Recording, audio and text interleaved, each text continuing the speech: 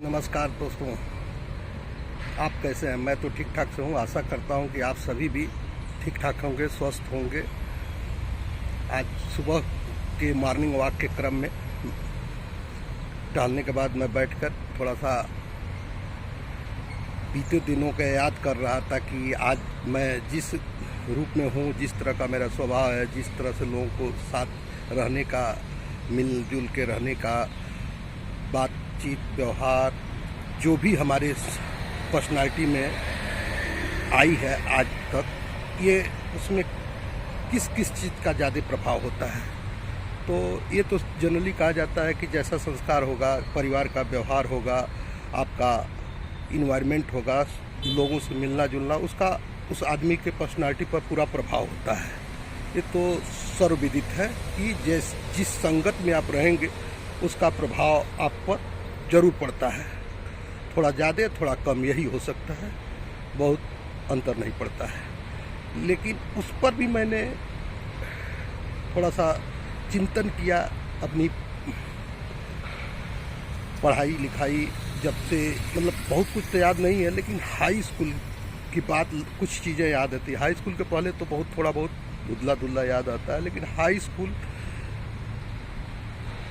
मैं जब पास किया अपनी बरपार अशोक इंटर कॉलेज बरपार से, उसके बाद मेरी भी इच्छा हुई या परिवार की इच्छा हुई, कुछ लोगों से मिलजुल हुआ कि नहीं, गांव से छोड़ के शहर में जाया जाए पढ़ने। उस क्रम में सबसे नज़दीक शहर था हमारे पास गोरखपुर। तो वहाँ एमजी इंटर कॉलेज था, जुबली था और एमपी इंटर कॉलेज, यही 3-4 कॉलेज अच्छे कॉलेजों में था। तो उस समय भी टेस्ट होता था, आज से 25 नहीं, लगभग 85-86 की बात है। 85 में हाई स्कूल पास करने के बाद, उसके बाद इंटर में वही 87 में मैं इंटर पास हूँ। तो उस क्रम में तो वहाँ एक टेस्ट होता था, एक इंटरव्यू होता था, तो उस आधार पर एडमिशन होता था। तो वहाँ ये था, हमारा घर तो था नहीं, तो वहाँ हॉस्टल में, वहाँ एमपी कॉलेज का हॉस्टल भी था, अच्छा हॉस्टल था, गोलघर में था, प्रताप आश्रम के नाम से जाना जाता है। तो उसमें हमारा एडमिशन हो गया है, इंटर साइंस में, बायोलॉजी ग्रुप में। तो पहली बार मैं घर से निकला था, नहीं तो घर के माहौल में रहता था, गांव पर ही रहता था, पढ़ता लिखता था, उसमें कोई अंतर नहीं था। स्वभाव भी लोगों के साथ मेल जुल कर, ज़्यादा झगड़ालू प्रकृति के शुरू से ही नहीं रहा। तो वहाँ हॉस्टल में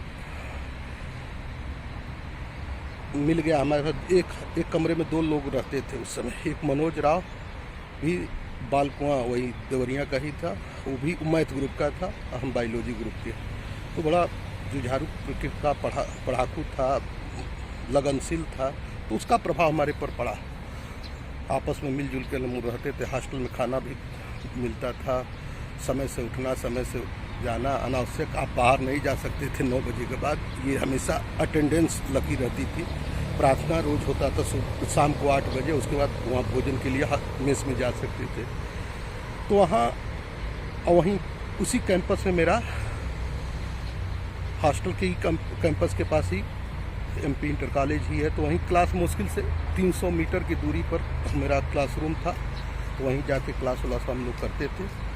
तो वहाँ बहुत अच्छा माहौल था। धीरे धीरे तो उस थोड़ा धुंधला धुंधला याद आता है कि जहाँ हम बैठते थे, तो जो ब्लैक बोर्ड था उसी के जस्ट ऊपर एक स्लोगन, हर एमपी कॉलेज में हर जगह स्लोगन आपको मिलेगा।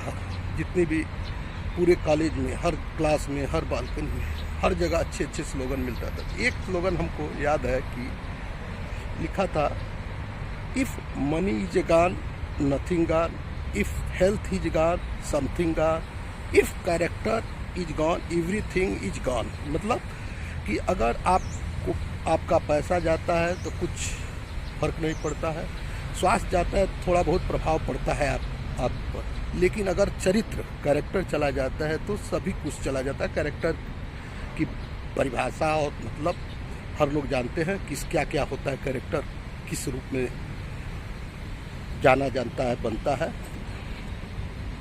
वहाँ इंटर करने के बाद तो वहीं हमारी आगे की पढ़ाई कंटिन्यू होने के लिए ये साइंस से था, तो उस दौर में ये बीटेक और उतना ज़्यादा माने नहीं रखता था।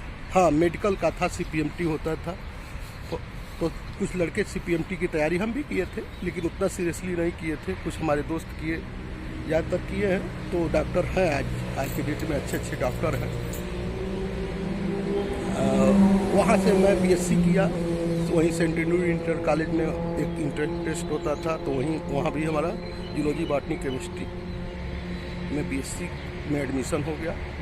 वहाँ चूँकि अभी तक हमारी पढ़ाई टोटल हिंदी मीडियम में हुई थी, वहाँ टोटल जाके उस समय इंग्लिश मीडियम। इंग्लिश तो भाई पढ़ने आता था, लेकिन इंग्लिश बोलना उतना समझना थोड़ी दिक्कत थी, लेकिन धीरे धीरे मेहनत करके हम लोग उसको भी सीख लिए। और BSc उस समय हम वहीं हमारे पास घर वहाँ था नहीं, फिर वहाँ हॉस्टल के लिए अप्लाई किया, किसी तरीके से हॉस्टल मिल गया, तो वही कैंपस में ही हॉस्टल था। तो वहाँ भी जाने के बाद भी बड़ा अच्छा प्रभाव हुआ कि वहाँ सब हॉस्टल में रहने का सबसे अच्छा चीज़ होता है कि तमाम क्षेत्रों के, जिला से, प्रदेश से लोग वहाँ आना जाना रहता है। हर जाति धर्म के स्वभाव के लोग रहते हैं, एक साथ खाना उठना बैठना, मिलना जुलना। आपके रूम में भी आपके जो भी आपका धर्म है, जाति, भिन्न लोग रहते हैं, तो उनके साथ मिलजुल के रहने का भी आप होती है, एक दूसरे के बारे में जानते हैं। आपकी पर्सनालिटी में जो पहले के थी ज़रूर इम्प्रूव होता है कि जो छोटा बड़ा ऊंच नीच की बात दिमाग में बैठा रहता है, हर समय के हिसाब से अपने समाज में है, वो चीज़ धीरे धीरे वहाँ ख़त्म होती है। तो धीरे धीरे भेदभाव की जो मानसिकता थी, और ये लगता है नहीं ऐसी बात नहीं है, सब में समानता है, अच्छाई है, बुराई है, वो चीज़ धीरे धीरे ख़त्म हो जाती है व्यक्ति में। हॉस्टल में रहने से एक साथ बैठना उठना, खाना पीना खेलना ज़्यादातर रहता है। ये अच्छी चीज़ होती है कि आप 100-200 लोगों के बीच में रहते हैं, तो उनका प्रभाव आप पर भी पड़ता है, और इसलिए आपकी पूरी पर्सनालिटी डेवलप होती है। तो वहाँ भी जैसे MP कॉलेज में बताया, एक स्लोगन लिखा था, यहाँ अभी सेंट एंड्रूज कॉलेज के मेन गेट पर ऊपर लिखा हुआ था। ये स्लोगन बहुत ज़्यादा हमारे जीवन पर प्रभाव डाला। वो था, लिखा हुआ था कि prove all thing, hold fast that which is good. मतलब कि परख सबकी करिए, ग्रहण शुभ की करिए। ये चीज़ बहुत ज़्यादा असर किया। तो हम जरूर इस पर जरूर देखते थे, मिलना जुलना रहना तो हर तरह की पर्सनालिटी लोगों से। कॉलेज का भी मान लीजिए कैंपस में ही हॉस्टल था, हॉस्टल में भी हम लोग वहाँ जहाँ MP कॉलेज के हॉस्टल में 200 से 300 लोग रहते थे, यहाँ भी 70 से 80 लोग एक साथ रहते थे। तो वहाँ हर तरह के स्वभाव के लड़के होते हैं, उनकी प्रकृति अलग होती है, रहन सहन अलग होता है, आदत या उद्देश्य अलग होता है। तो उसमें अपने आप को एडजस्ट करना, उनके साथ मिलजुल के रहना, ये चीज़ सीख लेता है आदमी। तो वही उसका जो परख सबकी करिए, ग्रहण शुभ की करिए, ये चीज़ हमारे जीवन में शुरू से ही रहा है। यहाँ तक की बात है, आज हमारे बैठे थे कर रहे थे, तो देखें कहाँ तक याद आती है। ये चीज़ें हमारी पर्सनालिटी पर आई है। आगे की बातें याद आएगी तो हम फिर से इसी तरह से रिकॉर्ड करके आप लोगों के सामने रखेंगे। जैसा आप लोगों को लगेगा, अपना कमेंट सेक्शन में कमेंट करिएगा। बहुत बहुत धन्यवाद आप सभी को।